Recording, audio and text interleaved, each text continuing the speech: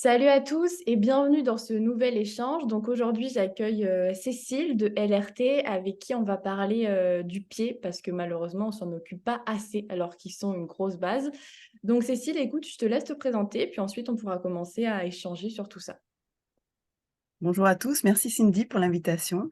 Donc Cécile Simonin, je suis posturologue, coach en santé holistique, on va dire, c'est-à-dire que je m'occupe de l'être humain en général. Et effectivement, le pied a une grosse importance dans mon travail, d'un point de vue neuro, mais d'un point de vue mécanique et d'un point de vue postural, c'est vraiment quelque chose de central. Donc c'est un excellent sujet que tu as choisi pour notre discussion de ce jour. Alors du coup, tu nous dis que le pied au niveau bioméca, neuro, etc., c'est super important. Est-ce que tu peux dire un peu aux gens qui nous écoutent pourquoi tu accordes une grosse importance au pied, toi, dans ton travail?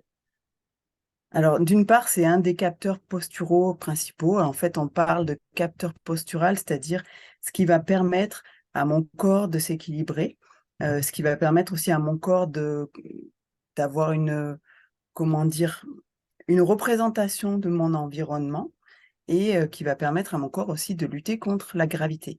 Et en fait, il y a 2 choses super importantes pour la posture, c'est le pied et c'est l'œil. Après, on a aussi la mâchoire, mais c'est minoritaire comme impact, mais c'est vraiment le pied et l'œil. Et après, d'un point de vue neuro, le pied, c'est le seul qui est en contact avec le monde physique finalement. Notre cerveau passe beaucoup de temps, est constamment en train de se faire une espèce de cartographie mentale de notre corps et de notre environnement. Et tout ça, il le fait à partir d'informations sensorielles qu'il récupère, donc visuelles, auditives, gustatives, vestibulaires, proprioceptives et tactile. Et le tactile, en fait, vient du pied principalement, donc qui est notre contact avec le sol. Et c'est important que cette information, elle soit de la meilleure qualité possible pour que notre cerveau ait, comment dire, comme un GPS, mais précis et qui fonctionne bien. Quand tu utilises ton GPS, tu as pas envie qu'il t'emmène chez ton voisin quand tu le programmes pour aller chez toi.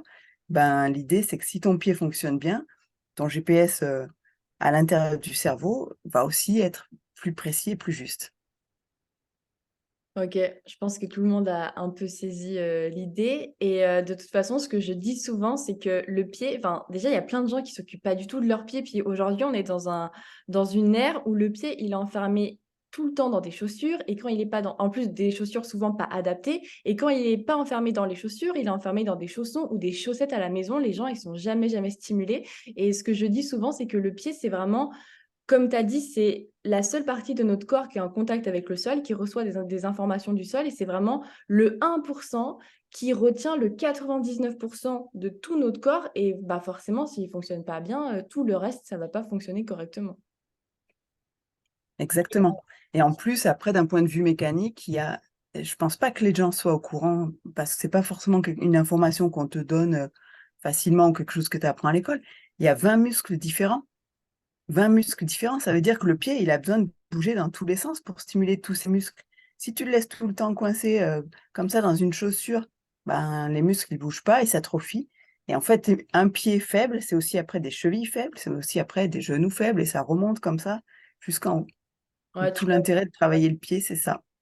Ouais, exactement, tu peux avoir des problèmes, de dos parce que tu as un pied qui fonctionne pas bien et comme tu l'as dit, pour que les gens se rendent vraiment compte, il y a 20 muscles au niveau du pied, il y a, plus de 30 os, je crois, il y a plus de non, il y a je crois qu'il y a, il y a 20 muscles, il doit y avoir 26 os et plus de 30 articulations, il y a plus de 100 ligaments, donc c'est un truc de ouf, en fait. C'est vraiment un monde, à part entière, le pied et il est hyper impactant.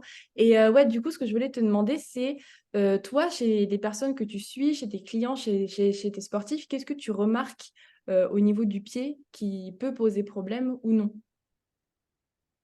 Alors le principal élément qui pose problème honnêtement, c'est les chaussures. Tu en as brièvement parlé, mais les chaussures, c'est juste horrible. C'est en fait, j'ai envie de dire les gars, arrêtez de penser que votre pied doit s'adapter à la chaussure, c'est l'inverse. La chaussure doit s'adapter à votre pied. C'est primordial, c'est crucial et après, les gens me disent: «Ouais, mais les chaussures minimalistes» et j'expliquerai après ce que c'est qu'une chaussure minimaliste. C'est moche. Bon, déjà, c'est pas toujours vrai, il y en a maintenant qui sont plutôt cool et après, c'est une question de priorité, quoi. ta priorité, c'est d'avoir des belles chaussures ou c'est d'être en bonne santé? Pour moi, il n'y a pas photo. Mais voilà, donc ce que je vois, c'est surtout qu'on les contraint dans des chaussures qui sont horribles d'un point de vue forme, parce qu'en fait, elles ont tendance à ramener le gros orteil vers l'intérieur et à provoquer des hallux valgus. Ça, c'est ce que je vois le plus souvent. Et en plus, c'est douloureux. Et après, plus l'hallux valgus est prononcé, et moins tu trouves de chaussures à ton pied, et plus tu as de difficulté à avoir un pied fonctionnel. Donc moi, j'encourage vraiment à porter des chaussures minimalistes. Et donc, je vais expliquer ce que c'est. Chaussures minimalistes, c'est des chaussures plates déjà. Ça veut dire que mon talon et mon avant du pied sont à la même hauteur. Ça, c'est important, notamment pour la posture, parce qu'il y a un report de charge du fait de la gravité. Si je suis en pente, donc ça veut dire que j'ai des talons, c'est comme si je marchais en descente toute la journée.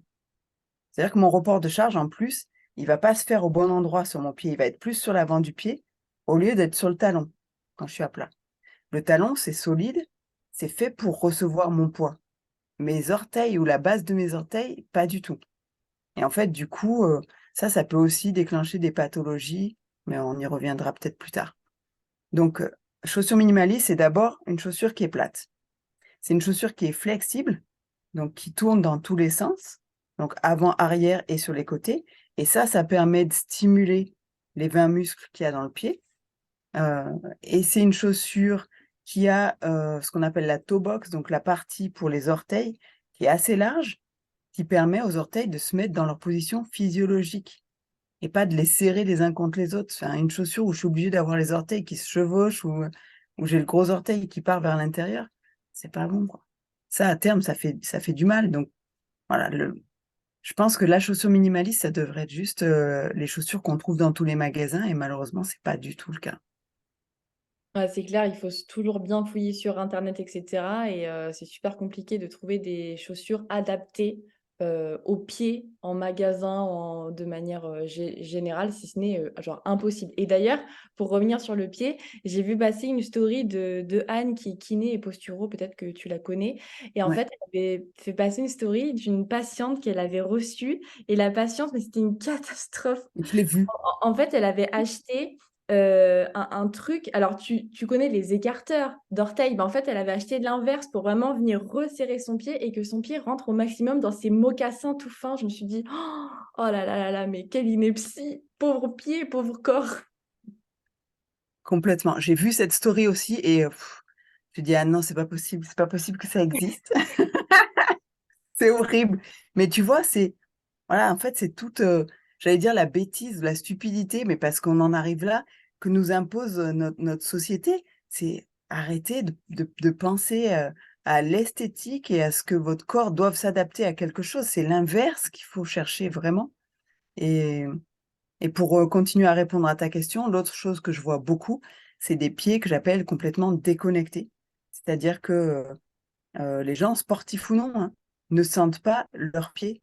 Donc, le cerveau, en fait, ne comprend pas qu'on est vraiment en appui sur quelque chose de solide parce que finalement, si ça, mettons que ce soit mon pied, heu, idéalement, je dois sentir bien mon talon, mon bord externe et puis mon gros orteil. Donc, mettons qu'il soit là pour un pied.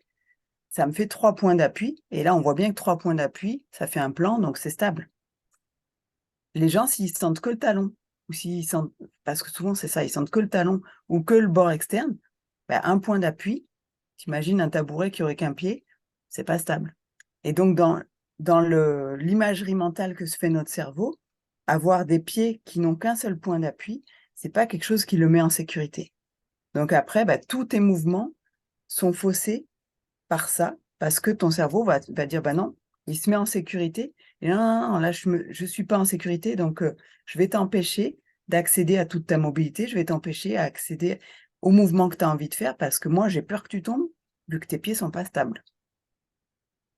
On en revient toujours au même, en fait, le système nerveux, il envoie une information de: «Tu es pas stable», donc enfin, il reçoit une information de: «Il y a pas de, stabilité», donc derrière, il va envoyer des informations qui sont entre guillemets, mauvaises, tu vois? Ou impactantes négativement pour le corps et c'est comme ça qu'on se retrouve à compenser et cetera et cetera et je voulais juste apporter, une petite précision, enfin en tout cas de mon point de vue, parce que tu parles du tripode.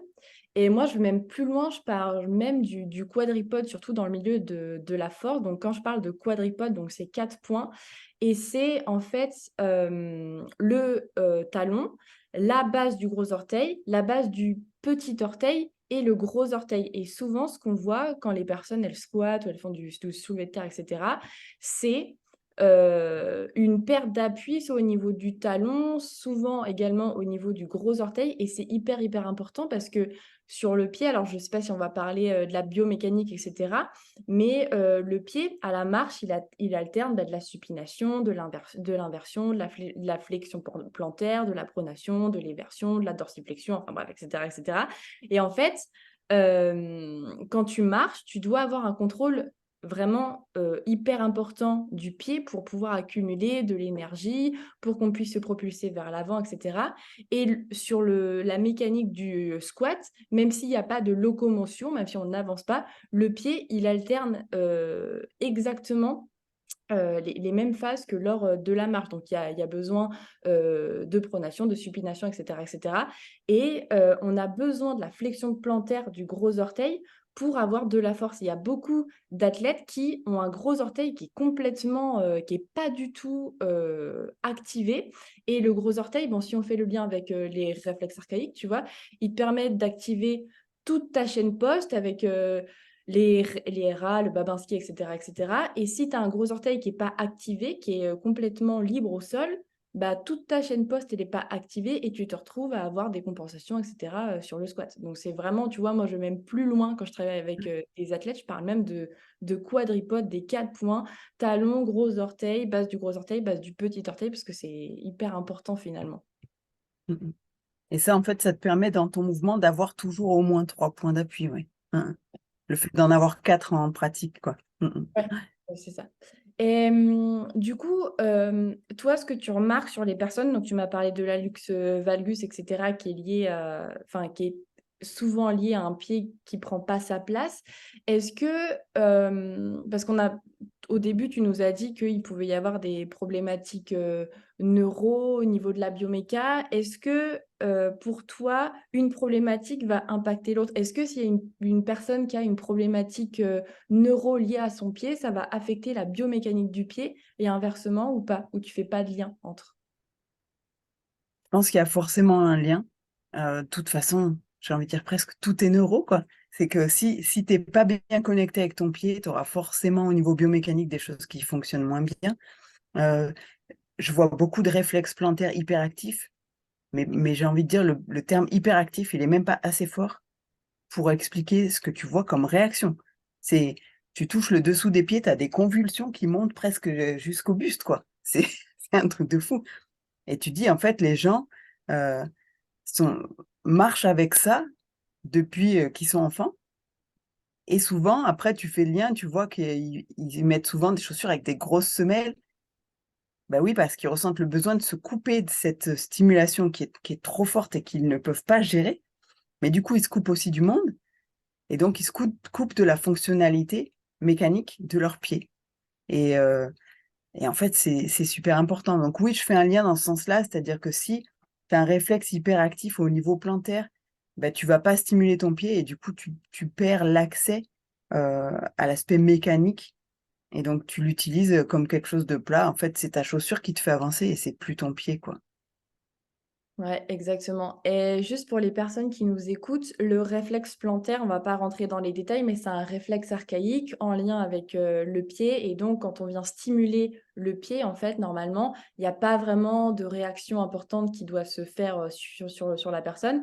Et sur les réflexes pas forcément bien intégrés au niveau du pied, ben souvent, comme Cécile le dit, quand on vient stimuler le pied, et ben, il y a un retrait de la jambe, un pied qui bouge, etc., etc.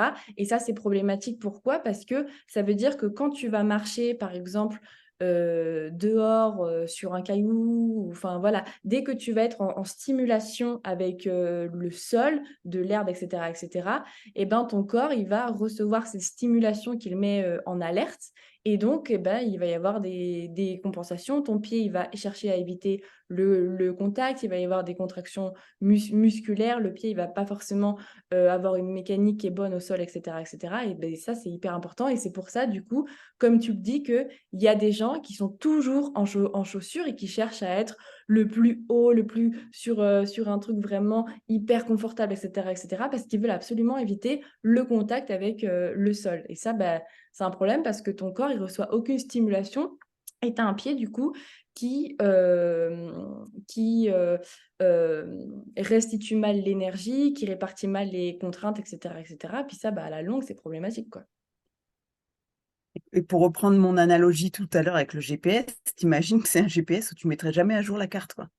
Tu as un GPS des années 80 et tu jamais mis à jour la carte. En fait, quand tu marches jamais pieds nus ou en tout cas que tu donnes pas de stimulation à ton pied, c'est comme ça veut dire que ta cartographie mentale, elle se met pas à jour et elle va dépendre de choses beaucoup plus, on va dire, subjectives, comme ce que tu vois ou ce que tu entends et de ta proprioception qui, en général, quand ton pied fonctionne mal, malheureusement, la proprioception, elle est pas au top non plus. Donc la proprioception, c'est la conception que j'ai de mon corps dans l'espace et dans le temps, parce que tout est un peu lié.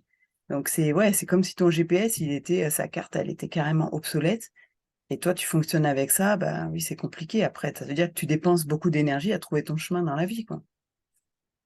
Et d'où vient le problème d'après toi, même si on enlève ce port de chaussures, enfin, pourquoi il y a autant de gens qui ont un pied, entre guillemets, dysfonctionnel?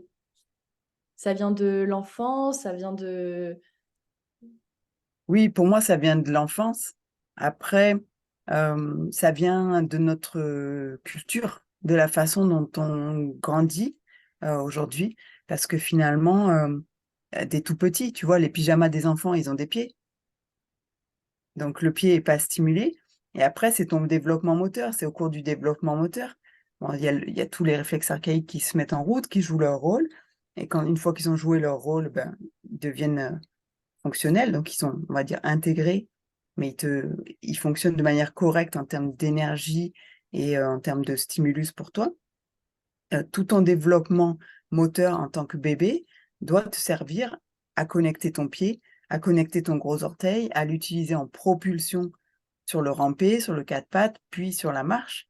Et en fait, le nombre de personnes qui n'ont pas utilisé leur gros orteil, soit qu'ils n'ont pas rampé, ou pas fait de quatre pattes, ou s'ils ont fait du quatre pattes, ils l'ont fait avec les pieds, tu sais, le dos des pieds comme ça, donc sans jamais se pousser avec le gros orteil. Bah, pour moi, ça, c'est culturel. En fait, on cherche à sécuriser tellement l'enfant on l'empêche de faire les mouvements qui l'aideraient à se développer, quoi. Mais c'est mon interprétation personnelle et ça n'engage que moi. Bien sûr, de toute façon, je suis plutôt d'accord avec toi. Aujourd'hui, on est stimulé de moins en moins, ou en tout cas pas de la bonne façon, et on touche de moins en moins de choses. Tout est hyper aseptisé, on touche que des trucs lisses, etc. Et il y a peu de monde finalement il y a peu de personnes qui vont dehors et qui marchent dans l'herbe, qui sont au contact des choses fondamentales, tu vois, et forcément, ça impacte. Et pour en revenir au gros orteil dont tu parlais, par rapport au développement du bébé, pour amener un peu plus de précision, puisque moi, je fais le lien aussi avec les sports de force. Comme je disais, le gros orteil, dans ce tripode quadripode, il est hyper important parce que c'est vraiment le point de départ de la chaîne des extenseurs. Et forcément, si quand tu es petit, enfin quand tu es bébé, que tu te développes, que tu te retournes, etc., que tu rampes, ben si ton développement il n'est pas OK, euh, ton gros orteil il ne sera pas stimulé et après, plus tard, tu auras un gros orteil inactif. Après, ça peut être lié à d'autres trucs, mais vraiment, ce gros orteil, il te permet d'activer toute la chaîne des extenseurs. Donc, sur un squat, ça va être important parce que ça va te permettre, en fait, d'activer les fessiers, les ischios, le carré des lombes, etc., etc. Et si ce gros orteil, il fonctionne pas bien, eh ben, la chaîne des extenseurs, elle va être forcément dysfonctionnelle. Elle va pas s'activer de la bonne manière. Et forcément, bah, si la chaîne poste, elle s'active pas sur un squat, on en a vraiment besoin plus, plus, plus. Et donc, bah, c'est en lien avec ce gros orteil qui ne s'active pas. Donc, vraiment, pour les personnes qui nous écoutent, en dehors du fait de réintégrer des réflexes au niveau du pied, parler de posturaux, etc., juste des fois, il y a des personnes qui se sentent un peu tendues au niveau des mollets, des ischios, etc., bah, ça peut être lié à ce gros orteil. Et donc, le conseil que je pourrais donner aux personnes qui font des sports de force ou en tout cas qui font du squat, etc., et qui ont des problématiques à ce niveau-là, c'est vraiment d'activer le muscle long fléchisseur de l'orteil qui permet vraiment de lutter contre la gravité, qui va favoriser la supination, etc. Et pour ça, bah, juste en échauffement, tu presses ton gros orteil dans le sol quelques secondes et tu répètes ça plusieurs fois. Tu vois, tu fais une espèce d'isométrie. Après, forcément, c'est pas une solution magique et donnée à tout le monde, mais j'en profite vu qu'il y a des personnes qui font de la force qui nous écoutent. Euh, si jamais il y a des problématiques à ce niveau-là, on peut venir faire un temps d'isométrie avec le gros orteil dans le sol pour activer toute la chaîne des extenseurs. Et si ça ne suffit pas, ben, il va falloir aller regarder peut-être du côté des RA, etc., etc. T'imagines la combinaison, et je la vois souvent, et je pense que toi aussi, la combinaison réflexe plantaire hyperactif et réflexe moraux hyperactif, et là, tu imagines ta chaîne postérieure. Dans quel état elle est? J'ai travaillé avec une athlète une fois. Elle avait, mais je te l'avais dit, je crois, elle avait un Babinski, un plantaire, un allongement croisé. C'était une catastrophe. Combo gagnant. Ouais. Mais au Et moins, quand tu as intégré les réflexes, après, tu es soulagé, quoi. ah bah ça c'est sûr. Et comment est-ce que toi tu travailles avec les personnes qui ont des problèmes de pied de manière globale? Comment c'est quoi ta trame de travail avec elles? Alors, ça dépend un petit peu pourquoi elles viennent me voir, mais mettons que ça soit pour un bilan postural, parce que c'est souvent ça le point d'entrée. Euh, Moi, je suis formée en posturologie au CIES, donc on utilise pour reprogrammer la posture, on utilise la semelle de reprogrammation posturale, qui est une semelle qui respecte tout à fait la fonctionnalité du pied elle est plate et elle est flexible. Mais en fait, sa propriété principale, c'est qu'à l'intérieur, elle a une pile qu'on appelle le résonateur, qui émet une fréquence de 90 Hertz, qui va nous permettre de libérer le fascia, de détendre le fascia et de permettre du coup cette reprogrammation posturale. Après, je te laisserai peut-être expliquer si tu veux ce qu'est le fascia, si tu penses que c'est nécessaire pour ton audience. Ça devrait aller, je pense. On va pas rentrer trop dans les détails plus que ça. Le fascia, c'est le tissu conjonctif et en fait, quand on a un déséquilibre postural, il va se fixer dans cette position de déséquilibre. Et c'est ce qui fait que si tu as mal tout le temps, mettons, au lombaire, tu vas chez l'ostéo, il te remet en place et 3 mois après, tu y retournes pour la même chose parce que ton fascia t'a ramené dans ton déséquilibre de toute façon, parce qu'il est fixé comme ça. Donc avec ce résonateur, on va pouvoir détendre le fascia pour autoriser finalement cette reprogrammation posturale. Et l'autre propriété de ce résonateur, c'est que là où il est placé, il est sous un point du pied qui est un point antigravitaire. Donc là, je fais référence aux travaux de Jean-Pierre Roll du CNRS Marseille. Si les gens sont intéressés pour avoir la référence, ils m'écrivent et je leur donnerai. Il y a un point sous le pied qui est un point antigravitaire, qui permet du coup de soulager du poids, entre guillemets, de la gravité.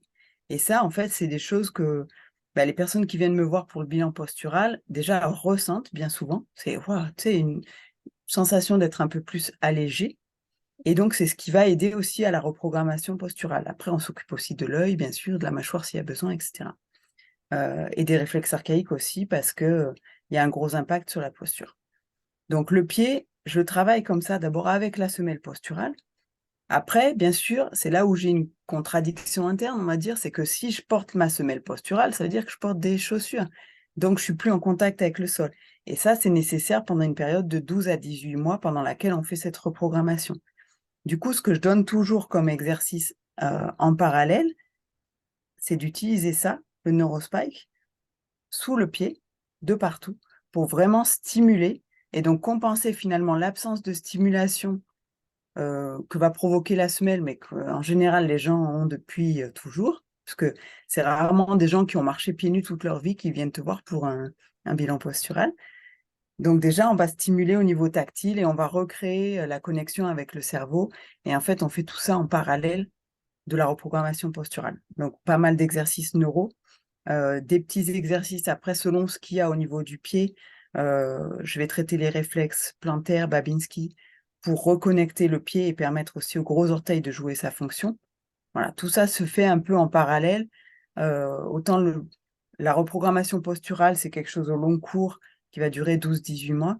Autant toutes les 6 semaines, je revois les gens pour adapter les exercices, les faire évoluer et toujours leur apporter une stimulation qui va challenger un petit peu le corps et le cerveau, mais pas trop, juste ce qu'il faut pour que ça les fasse progresser.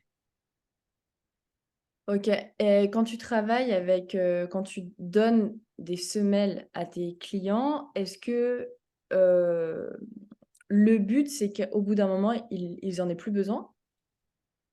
C'est le but. Après, ça va dépendre aussi d'où tu pars, de ce que tu as eu comme traumatisme.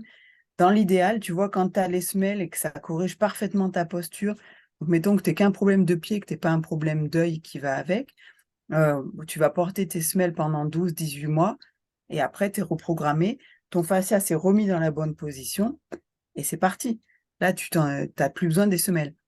Après, moi, j'ai quand même pas que des sportifs, j'ai beaucoup de gens qui ont été, un peu abîmés par la vie et donc il y a des traumatismes qui font que des fois tu récupéreras pas une Mmh. posture totalement parfaite et dans ces cas-là, ça peut être un choix de la personne de continuer à porter les semelles, mais avec moins de contraintes, c'est-à-dire juste, j'ai pas besoin de les mettre à la maison. À la maison, je marche pieds nus, mais quand je mets mes chaussures, bah, j'ai les semelles dedans. Juste parce que ça soulage en fait, que ça détend et que ça leur fait du bien. OK, et est-ce que pour toi, quand tu travailles avec une personne qui a un pied, on va dire, dysfonctionnel, tu donnes des semelles rapidement ou pas? Parce que, tu vois, dans ma vision des choses, après c'est ma façon de travailler, hem, les semelles, je les donne pas, enfin, j'en donne jamais, je vais conseiller, tu vois? Mais je les conseille pas tout le temps et voire peu, parce que je pars du principe qu'avant de donner une semelle à un individu, tu essaies de travailler sur toutes les stimulations, les RA au niveau du pied, et cetera, et en fonction de comment les choses évoluent, là, tu vas pouvoir donner une semelle, ou non. Donc toi, comment tu agis? Est-ce que, une problématique au niveau du pied, c'est semelle directe et ensuite on voit, ou alors tu passes par d'autres choses avant, histoire de voir comment les choses bougent et ensuite, conseiller une semelle ou non? C'est pas forcément, semelle tout de suite, alors pour plusieurs raisons. D'une part, parce que des fois, il y a des cas complexes. Moi, je suis pas podologue, donc j'ai accès à 2 types de semelles, en fait, qui sont fabriquées de manière standard, par StatiPro, qui est le fournisseur qui est recommandé par le CUS parce que c'est lui qui fabrique ces semelles avec le résonateur. Je vais vous montrer à quoi ça ressemble puisque j'en ai une paire. Voilà. En fait, on voit que c'est tout plat et ça, c'est le résonateur, la pile. Donc moi, j'ai accès à 2 modèles. Un modèle standard comme celui que j'ai, un modèle avec, des petits reliefs à l'arrière pour les gens qui sont très penchés en avant au niveau du buste, ce qu'on appelle un plan scapulaire antérieur. Dans certains cas, c'est plus complexe que ça et avec ces 2 modèles standards, je corrige pas parfaitement, auquel cas je vais, moi, renvoyer vers un podologue et donc qui, à partir d'une base plate comme ça, mettra des petits reliefs là où il y a besoin pour vraiment corriger, parce que parfois le pied a besoin de ça. Mais ça reste des reliefs minimes, on n'est pas sur de la semelle orthopédique rigide, il y a pas de soutien d'arche plantaire et ce genre de choses. Donc non, la semelle, elle est pas systématique du début quand moi, je n'ai pas la possibilité de corriger parfaitement avec les semelles auxquelles j'ai accès. Et donc du coup, en attendant d'aller voir le podologue, je vais donner des exercices de renfort, des exercices de connexion, je vais travailler sur les RA et cetera. Heu, Ce que je fais souvent, bah, tu vois, sur des hallux valgus, par exemple, c'est vraiment d'aller travailler sur la connexion avec le gros orteil. Donc essayer de bouger le gros orteil tout seul, indépendamment des autres orteils. Et ça, souvent, c'est impossible au départ. Et tu vois qu'au bout de 6 semaines, la personne, elle y arrive. Donc, il y a des choses, des connexions qui se recréent, qui se mettent en place et qui te donnent accès à ce gros orteil, du coup, à ta chaîne poste, et cetera. Donc, dans Décidément tous les cas, décidément, on en parle de ce gros orteil aujourd'hui. c'est la star sur le pied. C'est quand même la star, quoi. C'est lui qui fait beaucoup de choses. Et donc, du coup, je vais commencer par ça. Après, l'autre cas où je vais pas donner de semelle tout de suite, c'est, par exemple, pour les bilans que j'ai fait en début d'été, où les gens me disent: «Ouais, mais non, en fait, là, clairement, moi, je vais pas les porter les semelles parce que l'été, je marche pieds nus ou je mets des sandales et j'ai pas envie. Alors, il y a toujours des solutions, hein. Tu peux mettre du scratch sous ta semelle, la coller sur tes sandales et tout ça. Mais moi, je cherche une solution qui soit acceptable par les gens. Et donc, si on commence à me dire, non, là, honnêtement, je sais que je vais pas les porter, ben, ça sert à rien que je leur fasse acheter une paire de semelles. Je dis, ben, on va commencer par du travail neuro. On va reconnecter ce pied, j'intègre les réflexes s'il y a besoin, etc. Et on se revoit à la rentrée, et là on voit, et c'est plus acceptable en fait pour les gens. Donc je cherche toujours le compromis acceptable euh, d'un point de vue confort pour la personne que je reçois et d'un point de vue thérapeutique, ce qui est le mieux. Mais tu peux pas obliger les gens à faire le mieux pour leur santé s'ils en ont pas envie. Donc faut être très réaliste par rapport à ça. Tout à fait d'accord avec toi et c'est super intéressant ce que tu dis sur le fait que tu vas pas forcément travailler avec des semelles tout de suite et que quand tu travailles avec des semelles, parfois tu tends vers du «nos semelles» entre guillemets, au long terme parce qu'il y a beaucoup de podologues.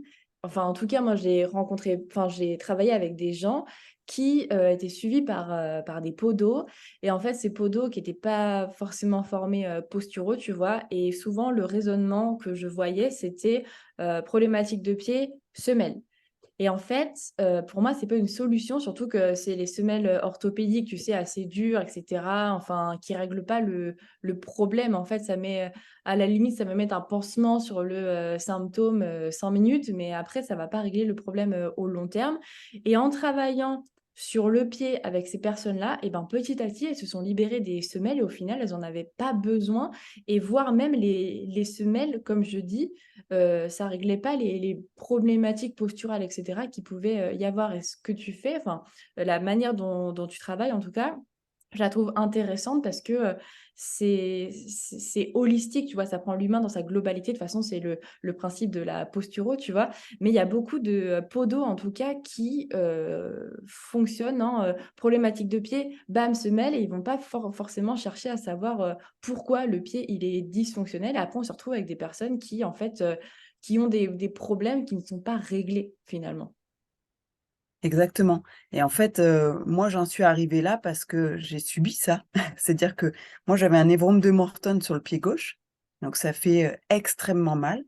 Pendant 7 ans, j'ai pas pu faire de rando parce que j'avais trop mal et je suis pas quelqu'un de très douillet, donc je me suis forcée longtemps, mais du coup, bah, je compensais, donc je me faisais mal ailleurs. Enfin, c'était horrible.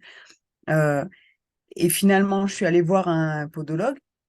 Je vais pas citer, mais c'est une marque, enfin, une enseigne de podologue qui fait aussi des semelles qui sont vendues dans le commerce et c'est hyper connu.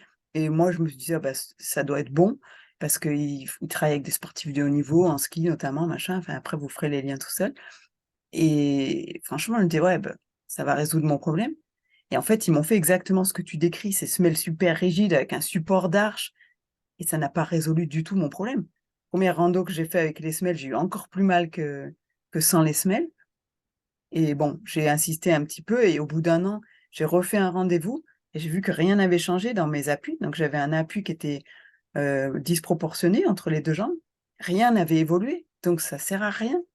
Et en fait, ça n'a fait que me couper de mes connexions avec le pied, empêcher mon arche plantaire de travailler au niveau musculaire parce que s'il y a un soutien, ben, on devient feignant, le pied travaille pas. C'est un peu comme si on demandait à quelqu'un qui s'est cassé la jambe de marcher toute sa vie avec des béquilles. Il y a pas de rééducation du tout. Enfin, ça sert à rien de faire ça.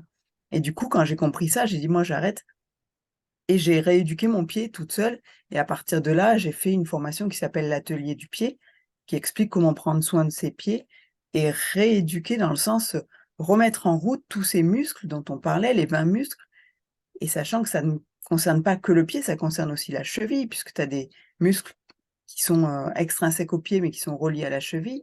Donc bref, c'est super important d'avoir un pied solide. Et depuis que j'ai fait ça, bah, d'une part, j'ai plus du tout mal à mon Morton et en parallèle, je suis passée sur des chaussures minimalistes qui respectaient la forme de mon pied et le Morton, j'en entends plus parler. Hem et le lien avec le Morton, c'est qu'en fait, quand tu serres tes orteils, c'est là que tu te crées ce genre de pathologie, hein. Hem, donc j'ai plus mal grâce à ça et je me suis plus jamais tordu la cheville. Je n'ai plus d'entorse et plus rien. Et quand ça m'arrive des fois de me tordre le pied, sur un caillou ou dans un trou, et ben, j'ai pas d'entorse parce que mes pieds et mes chevilles sont solides du coup. C'est hyper intéressant. Et malgré ça, malgré la patho que tu avais, tu n'es pas passé par des infiltrations, etc., pour résoudre le problème. Tu es passé par des trucs hyper simples, en fait. Ouais, alors là, en fait, pour le coup, j'ai pas fait d'infiltration. Pourquoi? Parce que j'ai hyper peur des piqûres. Donc, Parle du coup. voilà, je n'ai jamais été tentée par ça, même si on m'a toujours dit, mais tu fais une infiltration et c'est bon, tu seras débarrassé. Et pour moi, c'était vraiment le dernier recours parce que ça me fait tellement flipper que voilà, je n'ai pas envie d'y aller. Et je suis très contente d'avoir trouvé d'autres solutions qui sont en plus bien meilleures. Les infiltrations, en plus, enfin, on dévie un peu du sujet, mais c'est comme tous les remèdes un peu passifs. Ça va t'enlever tes symptômes sur un court, moyen terme, mais ça va pas régler le problème parce que t'es pas actif sur ça et il y a rien qui va se passer au niveau du pied. Ça va pas rendre tes muscles plus forts, ça va pas redonner de la proprio, du contrôle moteur, etc. Ça va juste te débarrasser du symptôme à court, moyen terme et c'est tout en fait. Mm. Et en Et l'occurrence, sur névrome de Morton, c'est d'origine posturale. Donc après, ben, je me suis formée en posturo, je fais ma propre programmation posturale et, euh, et je suis sûre que j'aurai plus de soucis avec mes pieds. Mais il faut savoir voilà, que souvent les pathologies, les douleurs qu'on a au niveau plantaire, ne serait-ce que de la corne, tu sais, qui va se mettre juste à un endroit et qui finit par te faire mal, ça c'est postural, c'est-à-dire que tes appuis ne sont pas équilibrés sur ton pied, sinon ça n'arrive pas. Et que ce soit ça, névrome de Morton, la luxe valgus, les aponevrosites plantaires, les épines calcanéennes, tout ça, c'est d'origine posturale. Donc, c'est pas la peine. Enfin, après, je peux donner un exemple d'une cliente qui a témoigné en plus sur mon Insta, donc que vous pourrez retrouver dans les témoignages, qui s'est coltiné une épine calcanéenne pendant 18 mois. Donc, le médecin a demandé de faire des semelles spécifiques par un podologue. Ça changeait rien, elle avait mal. Elle est venue me voir à force quand même. Elle s'est dit, ouais, faut que je fasse quelque chose. Elle est venue me voir pour ça. D'abord, moi, j'ai commencé par lui poser un scotch de kinésio pour la soulager. Ça fait comme un mini massage et en fait, tu travailles la proprioception du pied aussi avec ça, tu vois. Et après, j'ai fait son bilan postural. Et puis déjà, au bout d'une heure, elle me dit, mais j'ai plus mal. Voilà. Là, on a commandé les semelles de reprogrammation posturale qu'elle a eu au bout de 2 jours. Et au bout de 2 jours, quand elle les a portées, elle avait toujours le scotch du coup en attendant. Elle me dit, mais j'ai plus mal, mais c'est fabuleux, ça faisait 18 mois qu'elle se traînait ça, quoi. Tu dis, après, c'est pas honnête de faire croire aux gens qu'en fait, tu as cette douleur et bah, t'as qu'à vivre avec, c'est comme ça. Il n'y a rien d'autre à faire ou c'est parce que tu es en surpoids que tu as mal. Non, parce que si ta posture est équilibrée, même si tu es en surpoids, ça te fait pas plus mal que ça, quoi. après, c'est comme tout, il y a un souci d'éducation à la santé et puis il y a aussi tout un business autour de ça, faut pas se le cacher, tu vois? Toutes les chaussures, qui sont vendues, un peu, «dernier cri» entre guillemets, il y a un business autour de ça. C'est comme toutes les pilules minceurs dans le milieu du fitness, c'est pas ça qui va te faire perdre du poids, mais il y a un business autour de ça qui marche très bien, quoi. C'est le problème, d'aujourd'hui, un gros souci d'éducation à la santé, mais en fait, ça arrange bien parce qu'il y a un business derrière, quoi. Ouais, et puis c'est vrai que comme il y a beaucoup d'informations qui circulent, je conçois que c'est difficile pour les gens qui n'ont pas suivi les formations ou qui n'ont pas le bagage technique suffisant de se faire leur propre idée là-dessus. Ouais, tout à fait. Et petite, question, quand tu parles de parce que tu as dit que tu avais rééduqué ton pied, tu avais travaillé sur le pied. Toi, par exemple, au niveau perso, tu as mis quoi en place pour travailler sur ton pied? De manière globale, hein, pas dans les détails, mais comment tu as travaillé sur ton pied? C'est quoi, en fait, travailler sur un pied? Bah, c'est déjà prendre conscience que tu as un pied, tu vois, et que ça se respecte. Ça, c'est juste un état d'esprit, si tu veux, au départ. C'est que ton pied est important, tu le respectes et du coup, tu écoutes quand il a des douleurs et tu lui offres des chaussures qui lui font pas mal. Et tu arrêtes de te dire que bah, faut vivre avec, tu vois, déjà. Et puis sinon, de manière plus pratique, c'est pas mal d'exercices plutôt presque de musculation du pied, si tu veux. Tu vois, c'est où tu vas aller solliciter ces 20 muscles petit à petit pour renforcer ton pied, reconnecter avec ton cerveau et avoir accès à tous ces muscles, et puis les renforcer petit à petit. C'est principalement ça. C'est donner aussi de la stimulation, donc stimulation tactile en marchant pieds nus dans l'herbe, et puis petit à petit dans des cailloux. Moi, j'avoue que ça a été un petit peu plus long parce que tu vois, je suis quelqu'un qui, par exemple, à la plage sur les galets, c'est juste insupportable.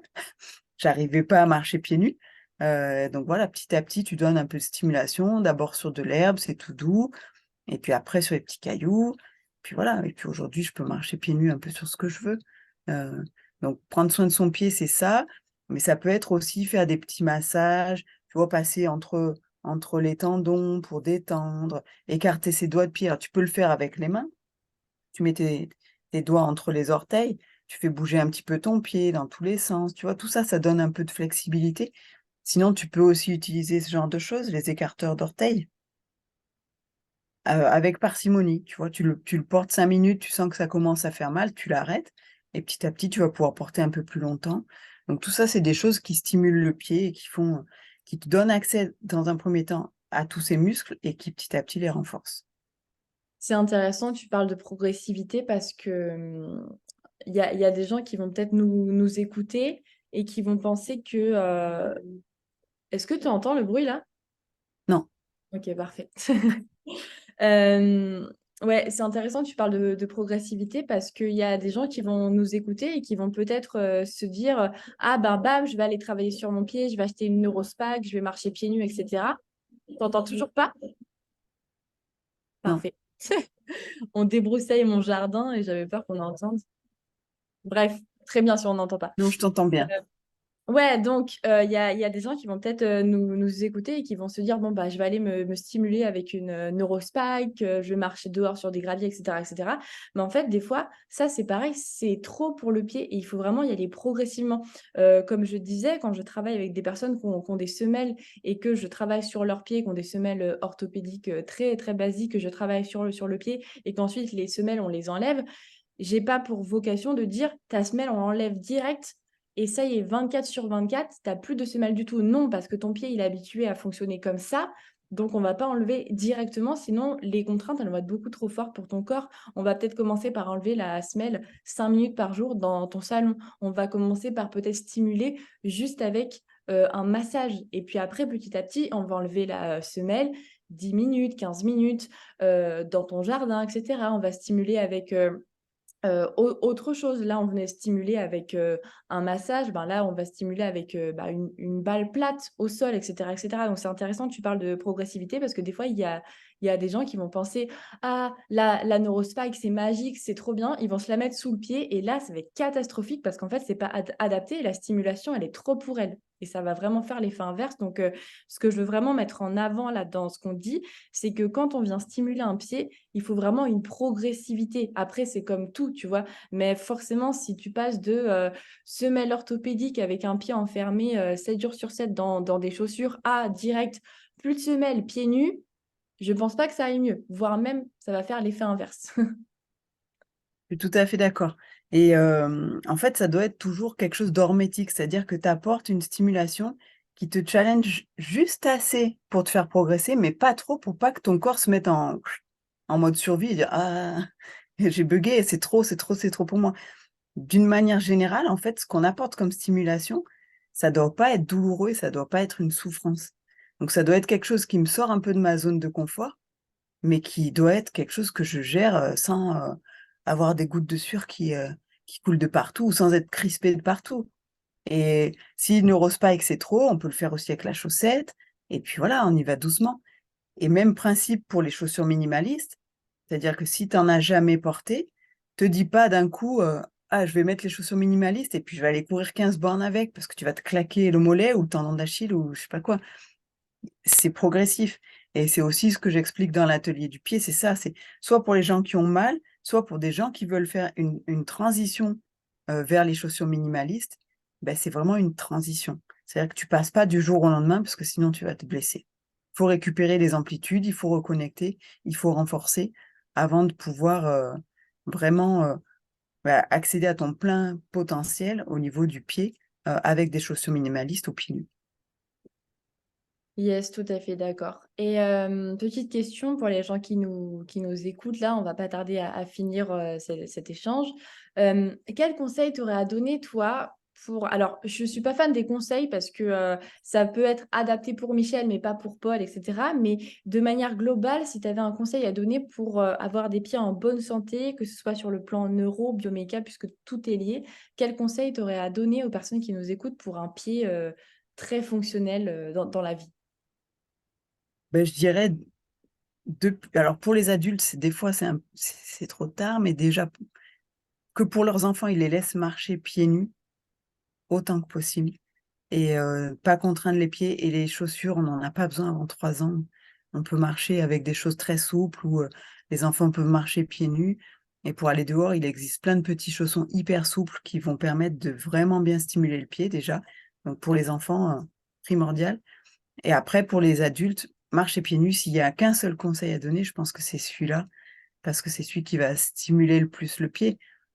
Après, ça peut être pas tout à fait adapté s'il y a un déséquilibre postural et donc dans ce cas-là, il vaut mieux d'abord, traiter le déséquilibre postural, mais en termes de stimulation au niveau neuro, bah, la meilleure stimulation, c'est de marcher pieds nus sur des sols qui soient pas trop lisses, comme tu disais, qu'il y ait un petit peu de marcher pieds nus dehors, c'est top, quoi.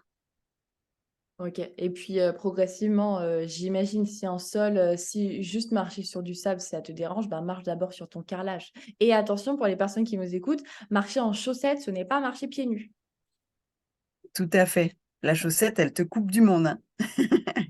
Voilà, c'est ça. Mais après, forcément, si tu es habitué à être tout le temps dans des chaussons à la maison et ben, si passer pieds nus, c'est trop compliqué, ben, tu passes en chaussettes, tu vois? Comme on disait vraiment enfin, je mets vraiment, l'accent sur ça parce que même, dans mes suivis en réhab et cetera, il y a beaucoup d'athlètes qui grillent des étapes alors que finalement la progressivité, c'est vraiment hyper important et même, dans la neuro, enfin surtout en fait, donc je veux vraiment mettre l'accent sur ça. Il faut être progressif dans tout ce qu'on fait. Ça demande beaucoup de patience et en fait, moi, au départ, quand j'ai commencé, à coacher comme ça, je me suis fait avoir parce que je donnais la progression complète aux clients et je me rendais compte qu'en fait, ils faisaient tout. Tu donnes 3 exercices en disant: «Tu commences par celui-là pendant 3 semaines et puis après celui» et ils faisaient les 3 et je dis: «Bah, maintenant, je les donne plus. J'en donne qu'un. On fait un point par téléphone ou on se revoit 6 semaines après, j'en donne un deuxième parce que sinon, on grille les étapes et c'est pas bon. Il faut vraiment, faire cette transition, ouais. Mais écoute, c'est super intéressant ce conseil que tu peux donner. Moi, si j'avais un conseil à donner aussi aux personnes qui nous écoutent, ben, comme toi, globalement, je dirais vraiment de marcher pieds nus, mais surtout d'avoir, toutes les stimulations, possibles, de se donner toutes les stimulations possibles, acceptables. Encore une fois, on se donne pas une stimulation qui nous crée de la douleur ou du gros inconfort, mais de se donner toutes les stimulations, possibles et acceptables, qu'on pourrait avoir parce que c'est hyper important. Et puis ce que je pourrais donner comme conseil plutôt, aux athlètes qui ont des pieds faibles, c'est, même si ce sera peut-être pas adapté pour tout le monde et que toute problématique nécessite un suivi en fait, mais ce serait de venir travailler, heu, surtout ce gros orteil que je trouve très souvent dysfonctionnel, sur les squats, sur les soulevés de terre et cetera. Parce que comme je dis, le gros orteil, c'est vraiment le point de départ de la chaîne des extenseurs et si ton gros orteil, il est pas ancré dans le sol, si tu as pas ce quadripode qui est fort au niveau du sol, ça va te poser problème. Tu vas pas être fort, tu vas pas pouvoir activer, tes fessiers, tes ischios, ton carré des lombes et cetera et ça va te poser problème, sur ta performance, sur la technique. Ça va te désaligner. Enfin, je pars un peu loin, mais pour les personnes qui me connaissent, qui savent que je parle pas mal, de respiration, de bracing, machin, machin, ça va contribuer à un désalignement, postural. En fait, le diaphragme sera pas aligné correctement au plancher pelvien. Donc le bracing, il va être impacté. Enfin bref, je ne vais pas rentrer trop, dans les détails. Mais si je devais donner un conseil aux athlètes qui ont un pied, faible, d'accord? Ce serait avant leur squat, avant leur soulevé de terre, de faire des exercices, un petit peu d'isométrie pour retrouver un peu de proprio, de contrôle moteur, activer tous les muscles, au niveau, de la voûte plantaire. Donc tous les exos en fait, comme je disais, où tu vas, presser ton gros orteil dans le sol quelques secondes avant de faire ton squat. Tous les exos, tu sais, de, grip. Tu sais, tu as le pied nu au sol et tu viens gripper une serviette. Ça te permet d'activer tous les muscles, au niveau du pied. Donc, si je devais donner 2 conseils, on va dire, ce serait d'avoir toutes les stimulations possibles acceptables au niveau du pied et de venir travailler vraiment si on a un gros orteil, complètement, free, genre le mec il est trop libre, il est pas du tout ancré au sol, ce serait de vraiment venir activer, ce gros orteil par, du travail iso et puis activer tous les muscles au niveau du pied parce que forcément, si les muscles au niveau du pied, ils sont pas OK, ton pied il est pas stable au sol et ta cheville et ton mollet. Mais, ça passe aussi par, du travail de stimulation, toucher des choses, marcher pieds nus et cetera. Donc voilà les 2 conseils que je pourrais donner, stimulation et venir travailler, avec, un peu d'iso sur, le gros orteil et les muscles du pied. Pour les personnes qui ont un tripode, un quadripode qui n'est pas du tout un quadripode et qui se transforme en bipode, en fait. Ouais, complètement d'accord avec ça. Les agrippements, c'est vrai que c'est aussi des exercices que je donne beaucoup. Mais écoute, je te remercie beaucoup pour cet échange, c'était super intéressant. Est-ce que tu veux rajouter quelque chose? Bah, déjà, je te remercie de m'avoir invitée. C'est vrai que c'était cool de parler du pied. On ne le fait pas si souvent que ça. Donc, j'espère que ça éclairera les gens qui nous écoutent sur l'importance de prendre soin de ses pieds d'une façon ou d'une autre. Mais en tout cas, c'est important. Si je veux rajouter quelque chose, bah, peut-être encore une information sur le pied. Je pense que vous avez tous entendu parler de réflexologie plantaire. Et donc, sous le pied, il y a en plus plein de points qui correspondent aux organes. Donc, si ça peut être une raison supplémentaire pour prendre soin de ses pieds, ben, en voilà une de plus. Super, ouais, le pied, c'est vraiment comme on l'a dit au tout début, en fait, le pied, c'est vraiment le 1% qui retient le 99%. Et il y a beaucoup de gens qui pensent que c'est juste un pied, c'est que le pied, c'est pas grave. Mais en fait, non, c'est le pied. Genre, c'est pas juste, oh, c'est un pied. Non, non, c'est hyper important. C'est là-dessus que tout notre corps repose, en fait. Donc, il faut vraiment s'occuper du pied, quoi. C'est les fondations de ta maison. Exactement. Où est-ce que, les gens peuvent te retrouver s'ils veulent te contacter? Donc, je suis pas mal sur Instagram, La réponse est en toi. Sinon, j'ai un site web aussi, laréponseestentoi.com. Voilà, sur Facebook, LRT Cécile. Voilà, vous pouvez m'envoyer des messages privés, Insta, Messenger, ou un mail via le site web. Il y a toutes les coordonnées, il y a mon mail, il y a mon numéro de portable. Donc, je suis assez facile à retrouver normalement. OK, super. Bah, écoute, je te remercie beaucoup, pour cet échange, c'était cool et puis, ben, merci à tous ceux qui nous auront écoutés. Salut! Merci Cindy.